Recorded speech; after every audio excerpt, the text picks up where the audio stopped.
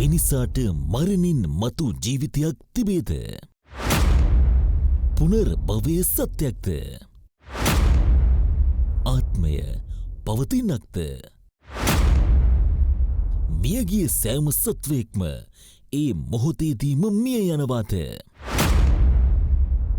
තුන්වන මානයෙන් එහා විශ්වයේ යථාර්ථය සොයා යන ත්‍රිමාන. මේ ලෝකේ ජීවත් වන ගොඩක් මිනිස්සු දන්නේ තමන්ගේ ජීවිතයේ ආරම්භයේ සිට අවසානයේ දක්වා පමණයි. ඒ අතරිනුත් මිනිසාට මතක තියෙන්නේ තමන්ගේ බුද්ධි පරිසාදන මට්ටම සාධනීය තත්වයකට ආවට පස්සේ ජීවත් වන කාලය ගැන පමණයි. උදාහරණයක් විදිහට ඔබ උපන් අවස්ථාව ඔබට මතක නැහෙනේ. අන්න ඒ වගේ. අපි මේ ජීවත් වන ලෝකයේ තුල අපි දන්නේ අපේ සීමාව තුල පවතින දේවල් විතරයි. එතනින් එහාට මිනිසාට අවබෝධයක් ගන්න පුළුවන් දේවල් තියෙන්නේ බොහොම සුළු ප්‍රමාණයක්. ඒ වගේම අපි ජීවත් වන ලෝකයේ තුල ජීවත් වීම කියන කාරණාවෙන් එපිටට දෙයක් තියෙන්න පුළුවන්ද? මම මේ ප්‍රශ්නේ මෙහෙම අහන්නම්කෝ. පුද්ගලයෙක් මිය ගියාට පස්සේ එතනින් ඒ පුද්ගලයාගේ කතාව ඉවරද? ඔබ දන්නවා අපි හැමෝම මැරෙන මිනිස්සු. අපි මැරුණාට පස්සේ අපිට මොකද වෙන්නේ? මේ හැම දෙයකටම උත්තරේ තියෙන්නේ එක සාධකයක් මත. ඒ තමයි විඥාණය. විඥානය කියන්නේ මිනිසාට තවමත් සාධනීය මට්ටමකට විස්තර කරගන්නට බැරි ඊට එහා ගියපු විශ්වීය කාරණා සමගින් සම්බන්ධ වෙන දෙයක්. මේ විශ්ලේෂණය තුලින් මම උත්සාහ කරන්නේ මරණින් මතු පැවැත්මක් ජීවියෙකුට තියෙනවද නැද්ද කියන එක විශ්ලේෂණාත්මකව කරුණු 6ක් මත පදනම් වෙලා විග්‍රහ කරන්න. මේ සම්බන්ධයෙන් ලෝකේ බොහෝ විද්‍යාඥයන් සහ විශ්ලේෂකයන් පරීක්ෂණ පවත්වලා තියෙනවා. ඒ පරීක්ෂණ වලින් බොහෝ කරුණු අනාවරණ කරගෙනත් තිබෙනවා. තවමත් පර්යේෂකයන්ට පවා අවබෝධ කරගත නොහැකි කරුණු ඕනෑතරම් පවතිනවා. කොහොම වුණත් මෙතනදී මරණින් මතු ජීවිතයක් පවතිනවාද නැද්ද කියන ප්‍රශ්නේ විග්‍රහ කරන්නේ එදා මෙදා තුල ලෝකයේ සිදු කරන ලද පරීක්ෂණ සහ විශ්ලේෂණ උපයෝගී කරගෙන.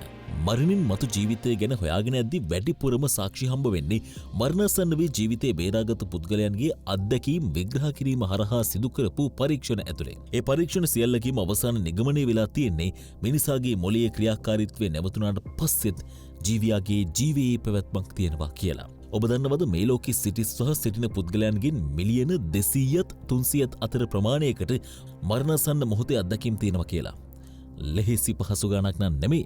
මේ විදිහට මරණාසන්න මොහොතේ අත්දැකීම් සහිත බොහෝ පුද්ගලයන් තමන්ගේ අත්දැකීම් විස්තර කරනකොට ඔවුන්ගේ පොදු අත්දැකීම් කිහිපයක් හඳුනාගෙන තියෙනවා. මේ පුද්ගලයන් දැනලා තියෙනවා තමන්ගේ භෞතික ශරීරයෙන් තමන්ව වෙන් වෙනවා කියලා. ඒ වගේම විස්තර කරන්න අමාරු නිදහස් හැඟීමක් ඔවුන්ට දැනලා තියෙනවා. සමහර පුද්ගලයන් කුහරයක් තුලින් ආලෝකයක් දෙසට ගමන් කරලා තියෙනවා. තමන් ඉන්න ලෝකයෙන් වෙනස් ලෝකයකට ගමන් කරන ආකාරයේ හැඟීමක් තවත් පුද්ගලයන් පිරිසකට දැනලා තියෙනවා.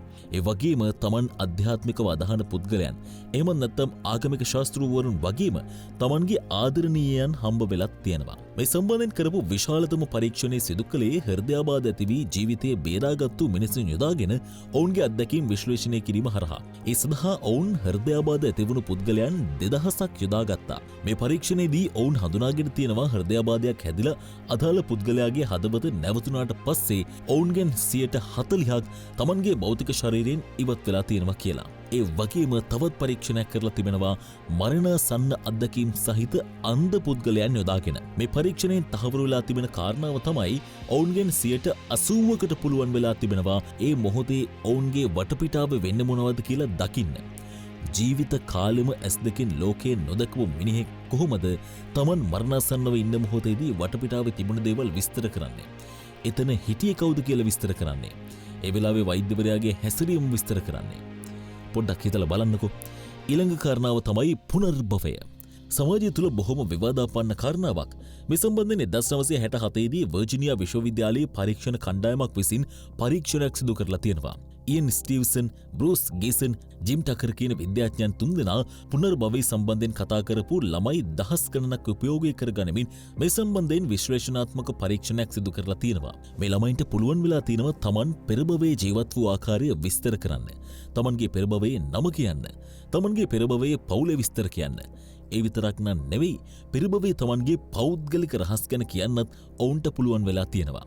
ඒ වගේම මේ සියලුම ප්‍රකාශ සම්බන්ධයෙන් මොවුන් තහවුරු කිරීම සිදු කරගෙනත් තිබෙනවා. මීළඟ සාක්ෂිය තමයි CIA සංවිධානයේ ස්ටාර්ගේට් ව්‍යාපෘතිය. මේ ව්‍යාපෘතිය වසර 20කටත් වැඩි කාලයක් තිස්සේ CIA සංවිධානය විසින් මිලියන ගණනක් වේදම් කරමින් දැනටත් සිදු කරන ව්‍යාපෘතියක්. ඒ වගේම මෙම ව්‍යාපෘතිය අතිශය රහසිගතයි. නමුත් මේ ව්‍යාපෘතිය පිළිබඳ සමහර තොරතුරු පමණක් අන්තර්ජාලය හොයාගන්න පුළුවන්. හැබැයි එහි විශ්ලේෂණාත්මක තොරතුරු පිළිබඳව නම් කිසිම සටහනක් නැහැ. ඔවුන් මේ ව්‍යාපෘතිය හරහා කරන්නේ රිමෝට් විවින්. එහෙම නැත්නම් පුද්ගලයෙක් දකින දේ විඥානය හරහා අවදි කර ප්‍රතිනිර්මාණය කිරීමේ ක්‍රමවේදය. සරලවම කියනවා නම් පුද්ගලයෙක් දැකපු දෙයක් මනස ඇඳුනට පස්සේ ඒක ඒ විදිහටම සටහනකට ගැනීම තමයි මේ ව්‍යාපෘතියෙන් කරන්නේ. මේ ව්‍යාපෘතිය හා සම්බන්ධ වුණු ජේ.බී. රයන් කියන විද්‍යාඥයා තහවුරු කරගෙන තියෙනවා විඥානය අවදි කිරීම හරහා පෙර භවයේ පිළිබඳ තොරතුරු විඥාණයෙන් අවදි කරගන්න පුළුවන් කියලා. ඊළඟ කාරණාව තමයි ක්වොන්ටම් ෆිසික්ස්. ක්වොන්ටම් ෆිසික්ස් සහ විඥානය සම්බන්ධව කරපු පරීක්ෂණ වලින් හඳුනාගෙන තියෙනවා මරණින් මතු ජීවිතයක් තියෙනවා කියලා.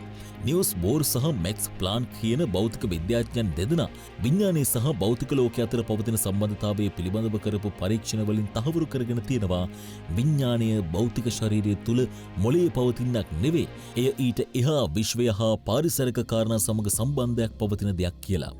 එයනවුන් විස්තර කරන්නේ විඥානය මොළය හා සම්බන්ධ වුණත් ඊට එහා විශ්වීය කාරණා සමගින් සම්බන්ධතාවයක් පවත්වන දෙයක් කියලා. ඊළඟ කාරණාව තමයි UFOs. Unidentified Flying Objects. එහෙම නැත්නම් හඳුනා නොගත් පියාඹන වස්තුන්. මේ සම්බන්ධයෙන් විවිධ මත පළ වෙලා තිබෙනවා.